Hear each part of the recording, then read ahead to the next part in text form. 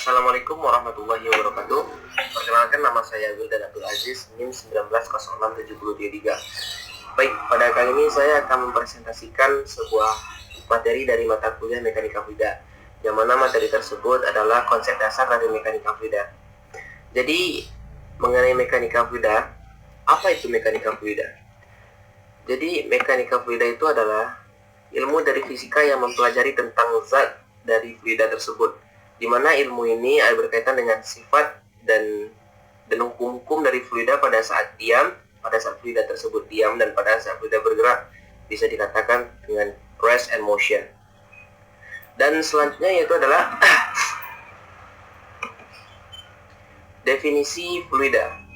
Jadi kita akan mendefinisikan apa itu fluida.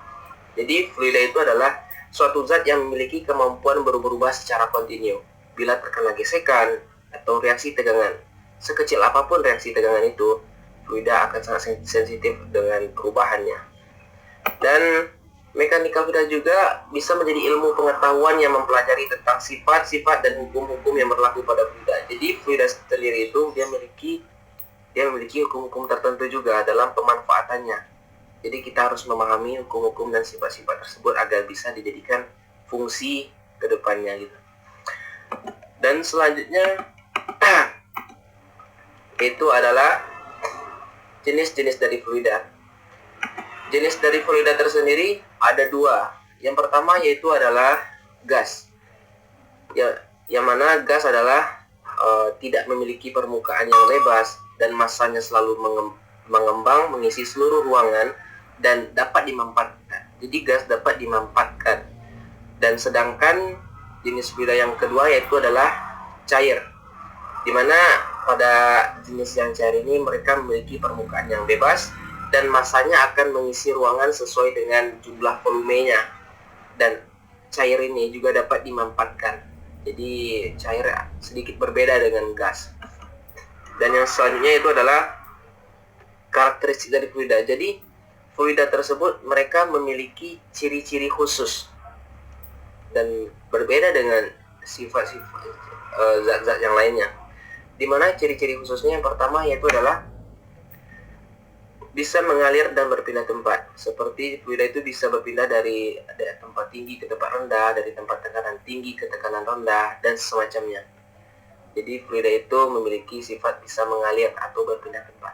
Dan yang kedua yaitu adalah bentuk dari fluida bisa mengikuti bentuk wadah.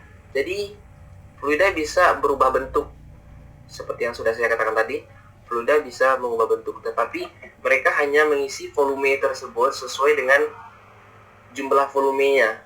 Jadi fluida akan mengikuti bentuk volume sebuah tempat, tetapi hanya sesuai dengan jumlah volume yang fluida miliki.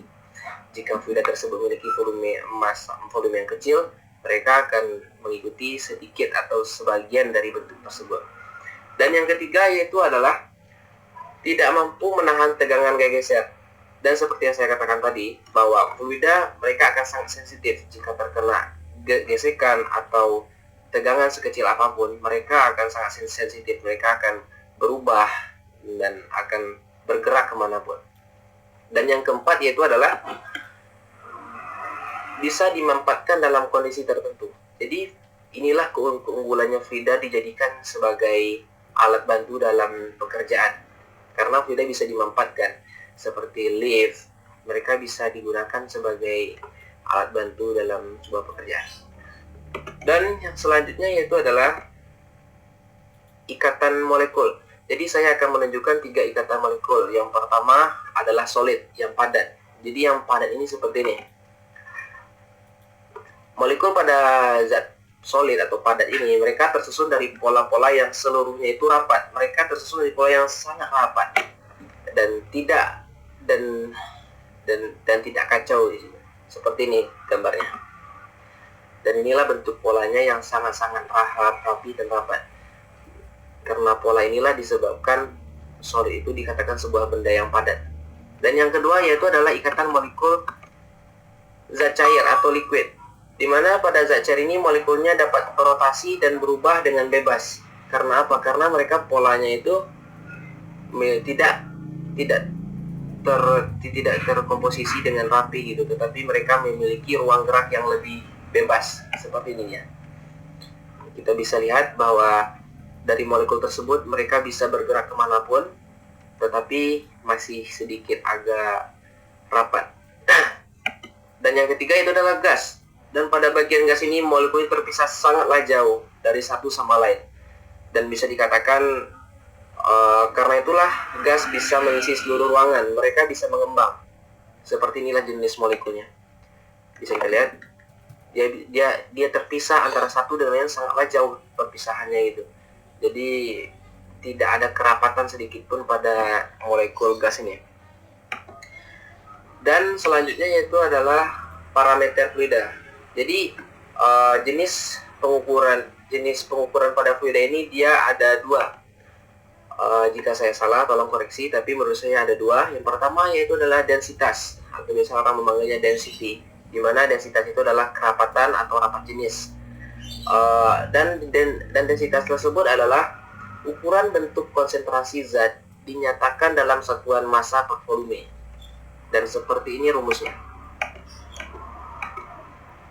di mana Rho sama dengan M per V, dan Rho merupakan rapat jenis, satuannya kilogram per meter kubik, dan M sama dengan massa, satuannya kilogram, dan V volume, satuannya meter kubik. Dan selanjutnya itu adalah viskositas.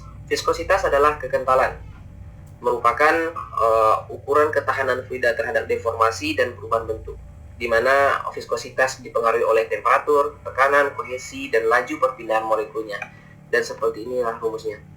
Ini adalah torsi, dan torsi sama dengan mu du per dy, di mana torsi adalah tegangan geser, satuannya adalah Newton per meter pangkat 2, dan mu satuannya adalah kekentalan dinamik yang satuannya adalah Newton per meter pangkat 2. Dan saya rasa hanya itu yang dapat saya jelaskan pada materi ini, karena materinya sangatlah pendek, jadi saya hanya bisa menjelaskan sampai sini. Jika ada saya kekurangan kesalahan kata dan kekurangan materi, tolong maafkan dan bisa dikoreksi. Assalamualaikum warahmatullahi wabarakatuh.